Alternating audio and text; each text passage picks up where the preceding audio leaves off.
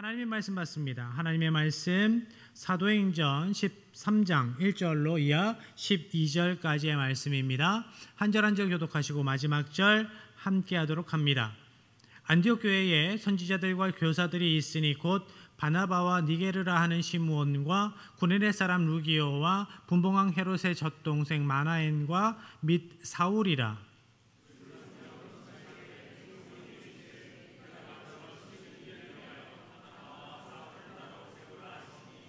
이에 금식하며 기도하고 두 사람에게 안수하여 보내니라.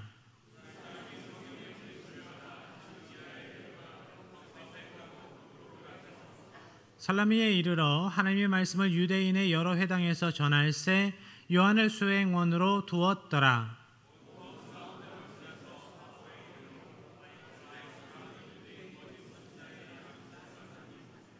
그가 총독 서기오 바울과 함께 있으니 서기오 바울은 지혜 있는 사람이라 바나바와 사울을 불러 하나님의 말씀을 듣고자 하더라.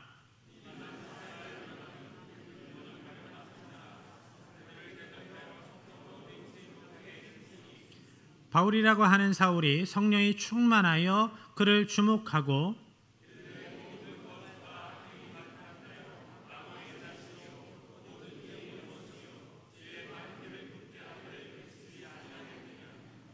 보라, 이제 주의 손이 내 위에 있으니 내가 맹인이 되어 얼마 동안 해를 보지 못하리라 하니 즉시 안개와 어둠이 그를 덮어 인도할 사람을 두루 구하는지라. 이에 총독이 그렇게 된 것을 보고 믿으며 주의 가르치심을 놀랍게 여기니라. 아멘. 요즘에 대한민국의 신학교마다 정원이 채워지지 않아서 많이 고민을 합니다. 그래서 학교의 교수님들로부터 저도 연락을 많이 받습니다. 교회에 좋은 친구들, 성품도 좋고 믿음 좋은 친구들 신학교에 보내주세요 라는 내용입니다. 제가 이렇게 답했습니다. 목사가 가란다고 가요? 예전에는 신학교가 차고 넘쳤습니다. 선교사로 자원하는 사람들이 많았습니다. 그래서 1990년대에 많이 들었던 이야기 중에 하나가 미국 다음으로 선교사를 제일 많이 파송하는 나라 우리나라 대한민국입니다 라는 이야기였어요. 그런데 시간이 많이 지나서 신학대학에 정원이 차지도 않고 또 선교사로 자원하는 분들도 많이 적어졌습니다. 시간이 지나서 그때 선교지로 파송받아 나아간 많은 분들이 이제 은퇴를 앞두고 있습니다. 우리가 협력하는 김영근 선교사님, 우리가 단기 선교를 갔다 왔는데 선교사님도 이제 은퇴 연한이 지나서 아내 되는 선교사님 이름으로 우리가 협력을 하고 있습니다. 지원을 하고. 그런데 고민이 있는 거예요. 김영근 선교사님도. 그래서 한국에 나오셨을 때 저한테 이런 부탁을 했습니다. 목사님, 제가 이제 저의 와이프도 그렇고 이제 이 사역지에서 다음 사역자에게 이 사역지를 인수인계를 해야 되는데 좋은 선교사님을 조금 추천해 주세요 라는 거였습니다. 많은 분들이 이런 고민을 하고 있습니다.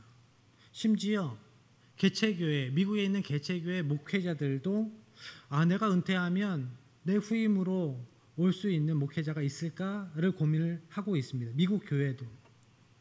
그렇지만 우리가 살아오면서 믿음 안에서 살아오면서 경험했듯이 언제나 그랬듯이 하나님께서 하실 겁니다. 하나님께서 헌신된 성도와 교회를 통해서 하나님의 구원의 역사를 이루어 가실 겁니다.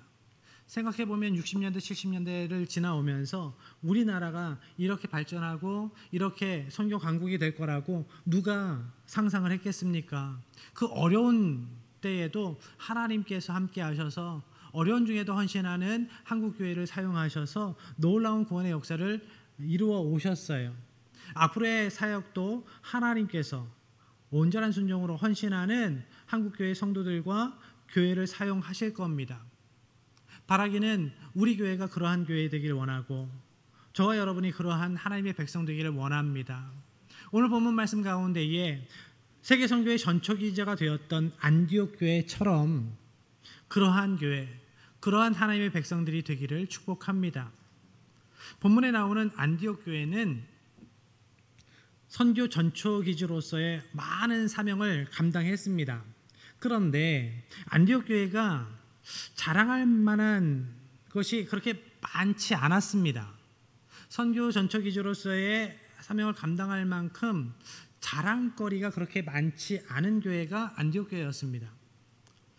교회를 자랑할 때 어떤 것을 자랑할까요? 여러분은 교회를 자랑할 때 어떠한 것을 자랑하십니까? 교회 자랑을 해본 적이 없나요? 교회를 자랑할 때 일부 예배에서는 어떤 권사님께서 목사님 예쁘게 생겼다고 자랑해요 라고 말씀하시더라고요. 안산에 있는 어떤 교회는 그렇게 전도팀을 훈련을 합니다. 우리 교회 목사님은 잘생기셨어요. 잘생기면 좋죠. 그렇지만 내세울 만한 인물이 아니어서 참 죄송합니다. 여러 가지를 자랑할 수 있겠어요. 교회 역사, 뛰어난 사역자들, 교회의 어떤 프로그램들 자랑할 수 있겠죠. 그런데 이런 면에서 볼 때 안디옥 교회는 자랑할 것이 별로 없습니다. 복음의 원조라고 하면 그 역사성으로 따지면 예루살렘 교회가 원조지요. 그리고 사역자들을 면면히 살펴볼 때 예수님의 12제자 중에 한 명도 안디옥 교회에 있지를 않았습니다. 그런데 이런 안디옥 교회가 세계 선교의 전초기지가 되었습니다.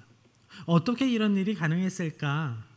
먼저 안디옥 교회는 어려워도 할 일을 하는 교회였습니다. 기근으로 인하여서 많은 지역이 어려움을 만났습니다. 예루살렘 교회도 그 타격이 컸습니다. 재정적으로 어려움에 처했다라는 소식을 듣고 안디옥 교회 성도들이 십시일반 선교비를 모아서 바나바와 사울을 통해서 그 선교비를 전달을 합니다. 안디옥 교회 성도들이 아주 잘 살아서 그런 것이 아닙니다. 기근이 정도의 차이는 있을지언정 안디옥 교회 그 지역을 피해 갔을 리가 없습니다. 내가 넉넉해서가 아니라 내가 어려운 중에도 나도 어려운 중에도 예루살렘 교회 성도들을 생각하면서 자신들에게 생명보다 더 귀한 이 복음을 전해 주었던 예루살렘 교회 성도들과 그 교회를 기억하고 감사하면서 선교비를 모았던 겁니다. 8년 전에 강원도의 모 교회인 춘천중앙교회에 큰 화재가 있었습니다. 얼마나 큰 화재였는지 일반 뉴스에도 다 나왔습니다. 그 모습을 보면서 많은 사람들이 교회가 많이 어려워지겠다고, 이것을 회복하는데 많은 시간이 걸릴 것이고 그 과정에서 교회가 많이 어려워질 거고 교회가 갈라질 거라고 그러한 이야기들을 많이 했습니다. 그렇지만 춘천중앙교회가 얼마 지나지 않아서 회복되었고 더 단단해졌고 더 성장했습니다. 이 과정에서 많은 교회들의, 많은 성도들과 많은 기관들의 도움이 있었습니다. 특히 춘천중앙교회의 지원을, 선교비 지원을 받았던 작은 교회들에서 우리가 춘천중앙교회를 위해서 우리가 선교합시다, 헌금합시다. 그래서 십시일반 모았습니다. 그 작은 교회, 성도들 10명, 20명 남짓 모이는 교회들에서 선교비를 모아서 춘천중앙교회에 전달을 했습니다. 세상적인 기준으로는 쥐가 고양이 생각해 주는 겁니다. 10명, 20명 남짓 모이는 교회에서 수천 명 모이는 교회에 선교비를 보내는 거예요. 그런데 그 모습을 통해서 춘천중앙교회 성도들이 마음이 하나가 되고 그리고 여러 지역의 교회들이 합심해서 그 일이 세워지는 것을 보면서 더욱더 믿음 안에 단단해졌습니다. 진정 하나님께서 기뻐하시는 연보가 무엇인지를 경험하게 됩니다. 그 이후에 춘천중앙교회는 더 많은 선교 일을 해요. 이렇게 안디옥 교회가 진정 어려운 중에도 할 일을 하는 교회였습니다. 그 작은 미자리 교회들처럼. 그래서 하나님께서는 그 교회를 사용하셨어요. 하나님의 구원의 일에 사용하셨습니다. 두 번째로 세계 선교의 전초기지가 된 안디옥 교회는 기본에 충실한 교회였습니다. 2절의 말씀입니다. 주를 섬겨 금식할 때에 성령이 이르시되 내가 불러 시키는 일을 위하여 바나바와 사울을 따로 세우라 하시니. 주를 섬겨 금식할 때에 라고 할 때 주를 섬겨라는 원문의 뜻은 봉사한다라는 뜻이 아니에요. 그 뜻보다 예배한다라는 뜻입니다. 예배한다. 교회 공동체 안에서 교회에서 가장 중요한 사역이 무엇인가? 예배입니다. 어떠한 사역도 예배보다 앞서서는 안 돼요. 내가 헌신한다, 봉사한다, 좋은 일이지요, 아름다운 일이지요. 그렇지만 참된 예배자로 서지 못하는 상태에서 헌신하고 봉사하는 것, 그 당시에는 좋은 마음으로 시작했을지 몰라도 어느 순간 엇나가기 시작합니다. 예배가 바로 세워져야 해요. 우리가 예배자로 바로 서야 합니다. 안디옥 교회 성도들이 예배에 집중하였습니다. 예배, 그리고 그 다음에 금식합니다. 여러분, 예배가 무엇일까요? 예배를 여러 가지 말로 정의할 수 있겠지만 예배는 이겁니다. 하나님께 집중하는 겁니다. 예배 가운데에 하나님께 집중하지 못하게 하는 소리가 내 마음에 들려요. 오늘은 교회에서 점심을 안 한다 그러는데 점심을 뭘 먹지? 냉장고 안에 뭐가 있나? 날도 덥고 그런데 냉면이나 먹을까? 어디 냉면이 맛있을까? 거기는 냉면값이 올랐더라. 12,000원인데 15,000원? 여기 고기를 사 먹지 냉면을 먹어? 이런 생각으로 계속 어지러워지면 잘못 가고 있는 거예요. 우리 마음이.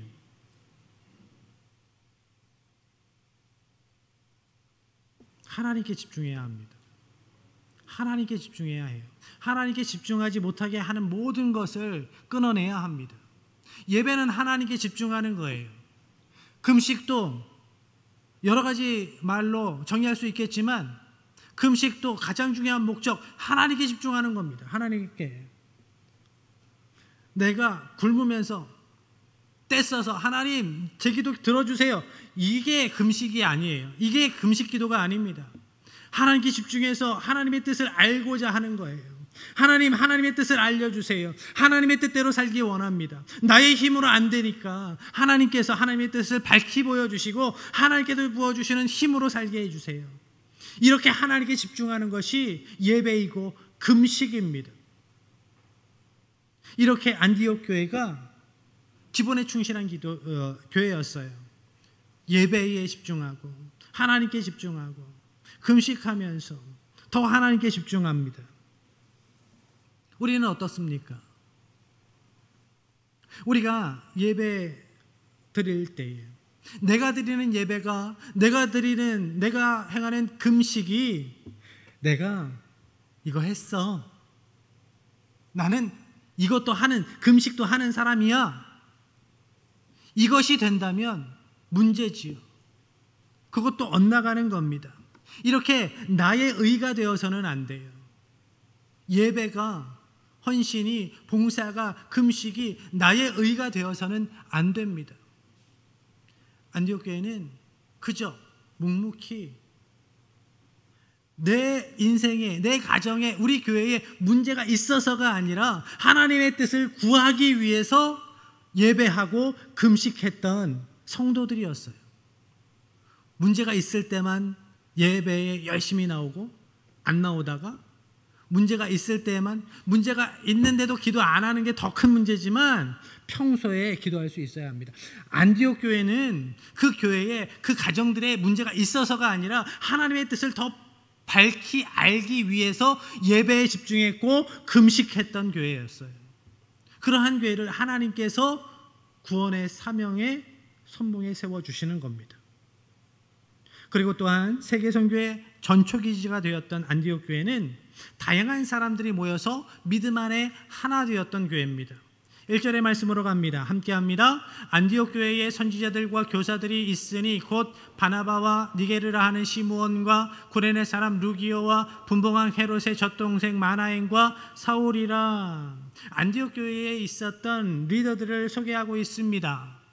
첫 번째로 나오는 인물이 바나바입니다. 우리가 너무나 잘 아는 인물이지요. 유대인으로서 믿음이 좋은 성령 충만한 사람입니다. 성품도 좋아서 사울을 교회 공동체에 소개하고 권면하고 함께 했던 사람 바나바입니다. 두 번째 인물은 니게르라 하는 시므온입니다. 니게르, 피부가 검다라는 뜻입니다. 이디오피아 사람인데 나중에 예수님을 믿어서 크리스찬이 된 사람으로 생각을 하고 있습니다. 세 번째 인물 루기오입니다. 루기오가 라틴어예요. 그래서 이 사람도 이방인이라고 생각을 합니다. 네 번째 분봉왕 헤롯의 젖동생 마나엔이라고 나옵니다. 이 분봉왕 헤롯, 신약 성경에 보면 헤롯이 4명의 헤롯이 나옵니다. 그 중에 요한의 목을 잘라서 쟁반 위에 올려놓은 사람이 오늘 본문의 이 헤롯이에요. 이 헤롯에게 젖동생이 있었다 이야기합니다. 젖동생, 헬라어로 스트로포스라고 하는데 함께 자랐다라는 뜻이 있습니다. 궁정에서 어린 헤롯과 같이 자란, 같이 놀면서 자란 사람이라는 거예요. 궁정에서 왕자와 공주와 함께 뛰놀면서 자라는 아이들은 누구의 자녀들일까요? 고위 공직자들의 자녀, 왕족의 자녀들일 겁니다. 그렇죠? 그러니까 이 사람은 고위직 집안 출신이에요. 왕족이거나 왕족이 아니어도 최소한 고위직 집안 출신의 사람입니다. 다섯 번째 인물로 우리가 잘 아는 사람이 나오죠. 사울입니다. 집안 배경이 좋고 학식이 뛰어났던 바울, 사울이 나옵니다. 이렇게 안디옥 교회의 중심되는 리더십들이 배경과 신분이 아주 다양했습니다. 달랐어요.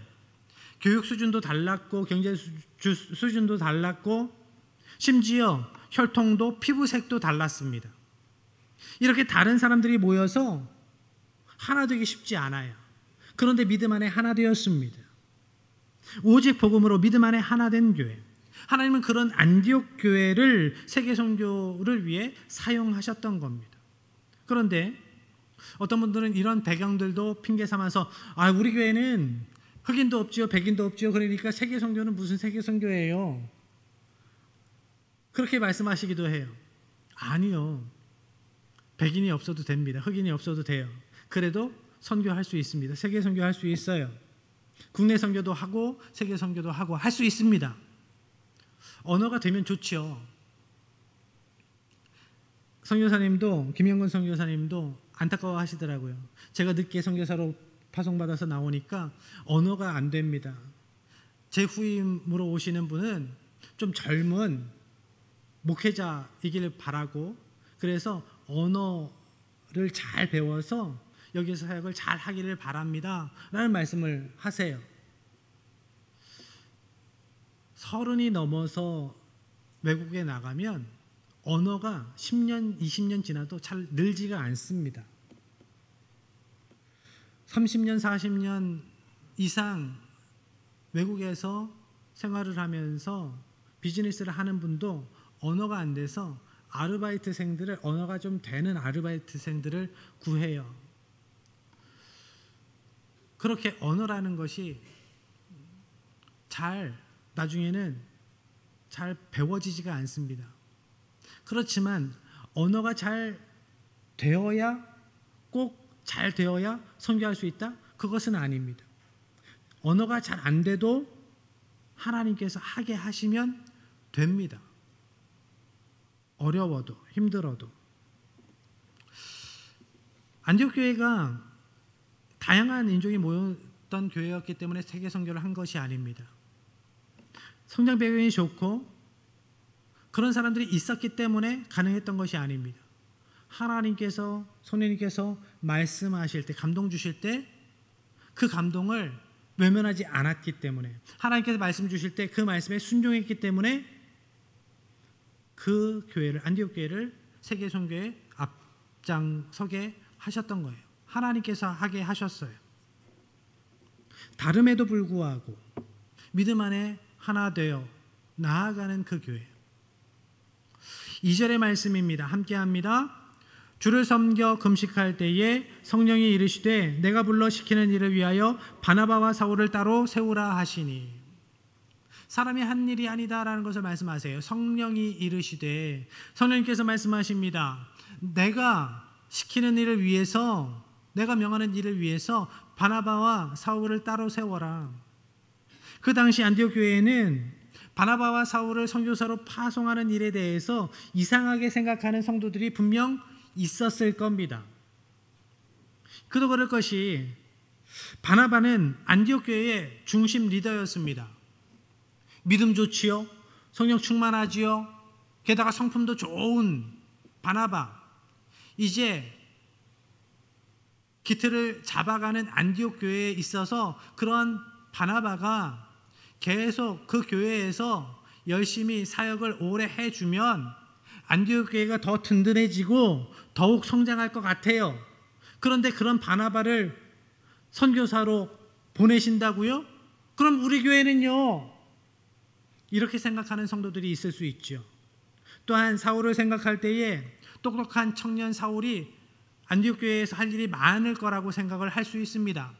또는 한편으로는 그 사울이 똑똑했지만, 배경도 좋았지만 예수 믿는 사람들을 잡아가두고 죽이는 일에 앞장섰던 것들을 다른 지역에 사는 유대인들이 다 그 소문을 들었을 텐데, 그런 사울이 선교사로 나가면 복음에 걸림이 될 텐데요.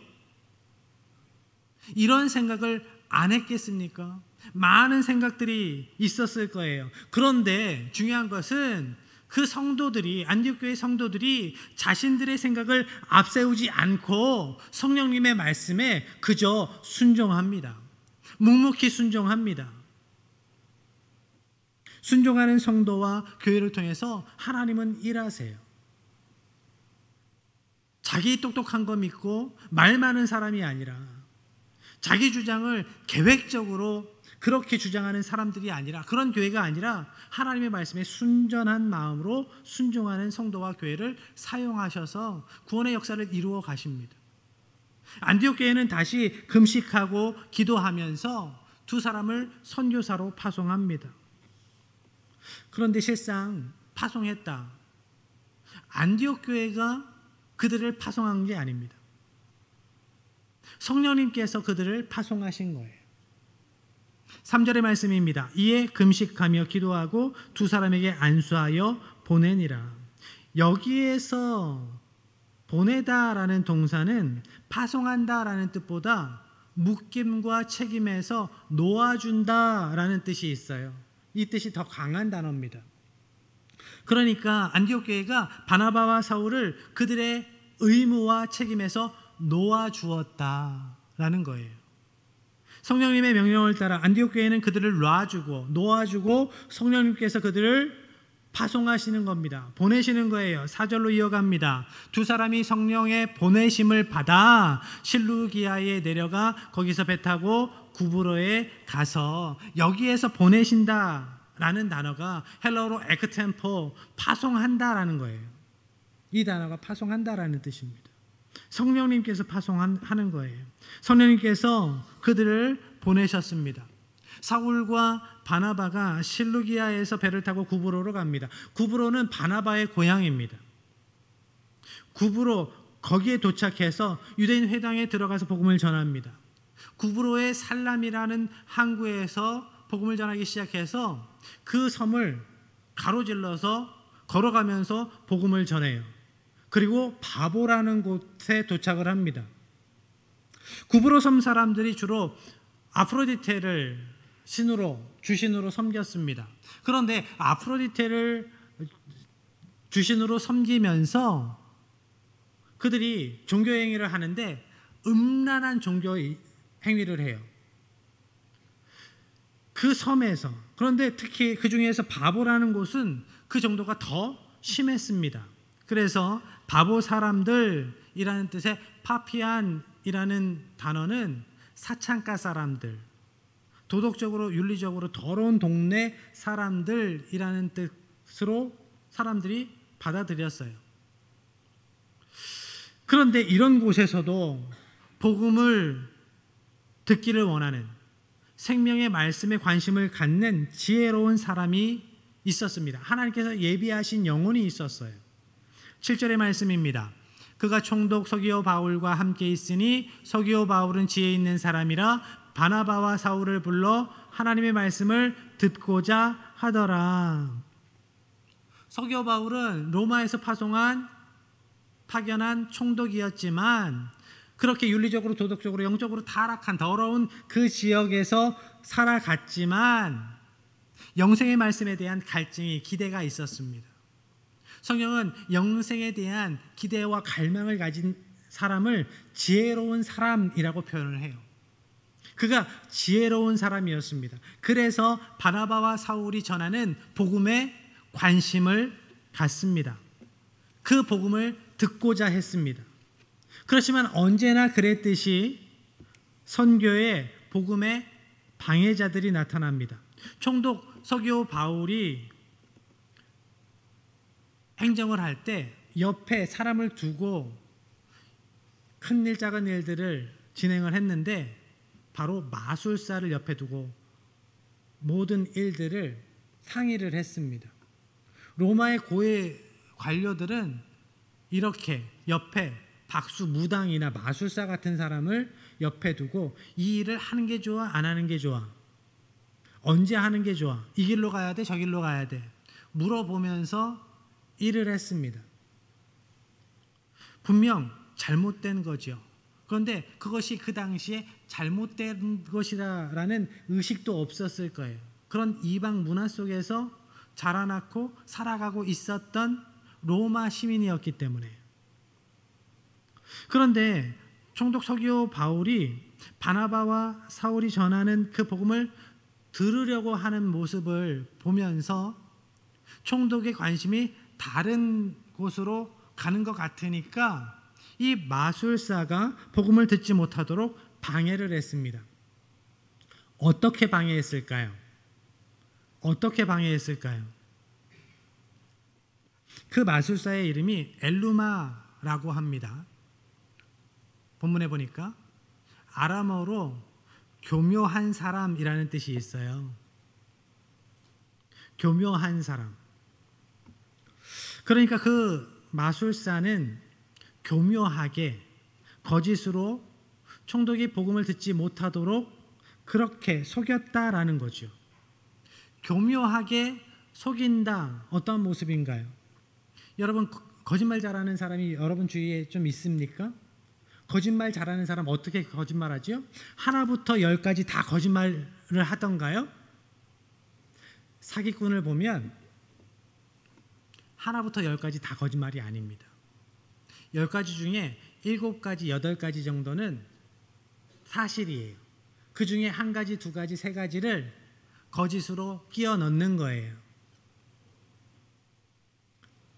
여기에 투자하면 배당금이 한 달에 20% 된대요.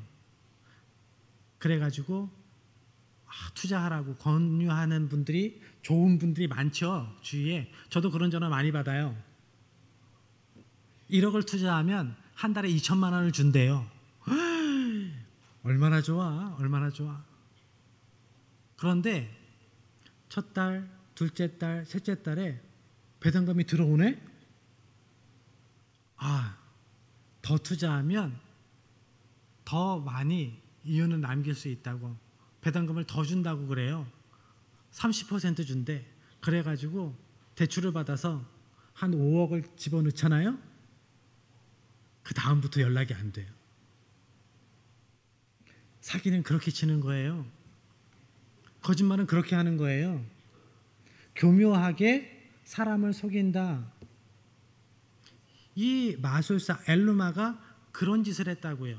무엇을 막기 위해서? 복음을 막기 위해서. 복음의 대적자로.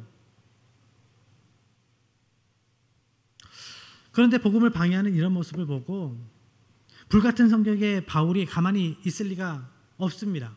9절 10절로 이어갑니다. 바울이라고 하는 사울이 성령이 충만하여 그를 주목하고 이르되 모든 거짓과 악행이 가득한 자요 마귀의 자식이요 모든 의의 원수여 주의 바른 길을 굽게 하기를 그치지 아니하겠느냐. 바울이 성령 충만해서 마술사를 꾸짖는데 그를 이렇게 정의하고 있어요. 거짓과 악행이 가득한 자, 마귀의 자식, 모든 의의 원수, 주의 바른 길을 굽게 하는 자. 그러니까 그 마술사는 거짓말이, 악행이, 사기치는 것이 본성이 된 사람입니다. 계속 그렇게 거짓으로 사람들을 속이고 이간질하고 그렇게 살아온 것이 이제 그의 본성이 됐어요. 모든 의로운 일에 사사건건 대적하는 사람이 되었습니다.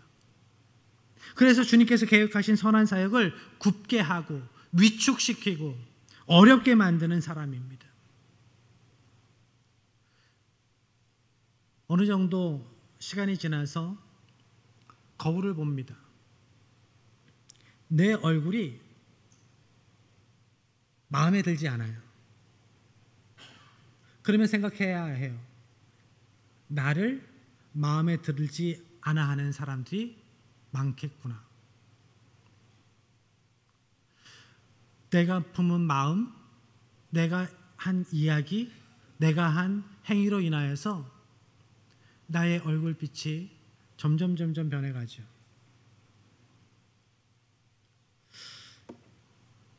엘루마라는 사람의 얼굴이 얼마나 그렇게 심술이 가득하고 그랬을까, 벤질벤질하고 그랬을까 한번 상상해 봤습니다. 성경에 보면 바울 사도가 잘생기지 못했거든요. 잘생기기는커녕 인물이 너무 없어가지고 사람들에게 무시당할 정도로 인물이 없었던 사람이에요. 그렇지만 딱 보면 와, 좋다, 못생겼어도 참 좋다 그랬을 것 같아요. 엘루마라는 사람은 겉보기에 딱 그냥 객관적으로는 잘생긴 사람이었을 수 있겠지만 저 사람 참 못된 사람이구나 라는 것이 드러나 보이지 않았을까, 이런 생각을 합니다. 왜냐? 거짓과 악행이 그 안에 가득한 사람이었기 때문에. 모든 의의 원수로, 모든 의로운 일에 사사건건 복음의 일을 방해하는 사람이었기 때문에 하나님은 이러한 사람을 심판하시죠. 바울은 하나님의 사람과 복음을 대적하는 그 마술사에게 하나님의 심판을 선포합니다. 11절 12절의 말씀입니다. 보라, 이제 주의 손이 내 위에 있으니 내가 맹인이 되어 얼마 동안 해를 보지 못하리라 하니 즉시 안개와 어둠이 그를 덮어 인도할 사람을 두루 구하는지라. 이에 총독이 그렇게 된 것을 보고 믿으며 주의 가르침을 놀랍게 여기니라. 하나님의 손이 그의 위에 있다. 하나님의 손이 하나님의 백성들의 위에 있다라는 것은 은혜지요. 하나님께서 치유하시고 회복시키시고 세우실 것에 대한 말씀입니다. 은혜의 보증이에요. 그런데 똑같은 하나님의 손이 하나님의 대적자 위에 있다? 그것은 심판을 말씀하시는 겁니다. 하나님께서 심판주로 그 인생을 징치하신다라는 거예요. 하나님은 그를 보지 못하게 하셨어요. 바울의 말이 떨어짐과 동시에 그가 맹인이 되었습니다. 총독 서기오 바울은 그 모습을 보고 하나님 살아계시는구나. 분명 저들이 믿는 바나바와 사울이 믿는 그 예수님이 진정 메시아이시구나 깨닫고 예수님을 믿게 됩니다. 하나님은 때로 이렇게 역사하세요. 하나님이 함께 계심을 알려주시기 위해서 능력으로 역사하십니다. 하나님께서 선악간에 하나님께서 기뻐하시는 자가 누구인지를 알려주시기 위해서 능력으로 역사하세요. 하나님께서 복음의 걸림돌을 치워주시기 위해서 놀라운 능력으로 역사하세요. 이와 같은 전도의 모습을 능력전도라고 하지요. 하나님께서 역사하셔서 선악간에 밝히 드러내 보여주시는 은혜의 역사가, 심판의 능력의 역사가 여러분의 삶 가운데 함께 하시기를 축복합니다. 그렇게 여러분을 위로하시길 바라요.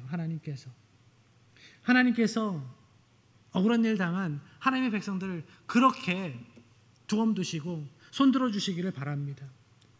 그러한 시간을 통하여서 여러분의 믿음이 더욱 장성한 분량의 믿음에까지 자라나기를 축복합니다.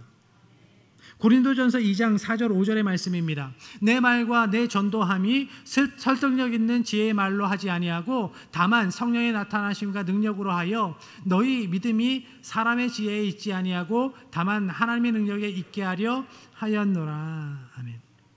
하나님께서 하나님의 사자를 통해서 능력을 행하십니다. 바울 사도도 자기가 말 잘하는데 이걸로 언변의 능력으로 하나님을 드러내기를 원치 않는다.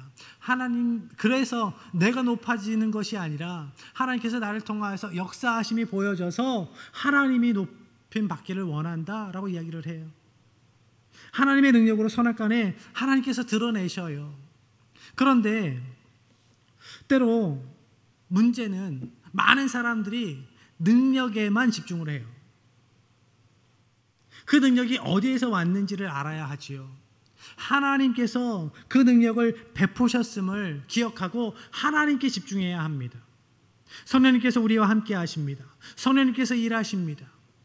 오늘도 성령님의 임재와 강권하시는 역사가 여러분의 삶의 자리에서 보여지기를 축복합니다.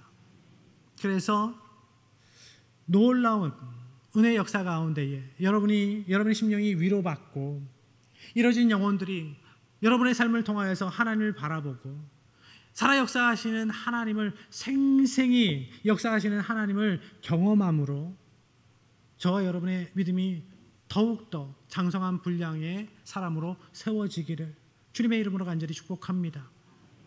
이 시간 하나님, 우리에게 주신 지상명령을 준행하는 성도 되기를 원하고 교회 되기를 원합니다.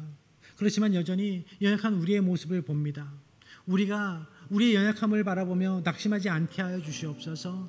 하나님을 신뢰합니다. 우리를 통하여서 일하실 하나님을 기대합니다. 우리를 통하여서 역사하여 주시옵소서. 선악간에 주님께서 분명하게 보여주시고 하나님께서 오늘 살아 역사하심을 생생히 보여주셔서 하나님을 경외하는 자들이 일어서게 하여 주시옵소서. 하나님의 선한 사역을 위하여 일어서는 주님의 백성들이 풍성히 일어나게 하여 주시옵소서. 이러한 마음으로 우리가 찬양하겠습니다.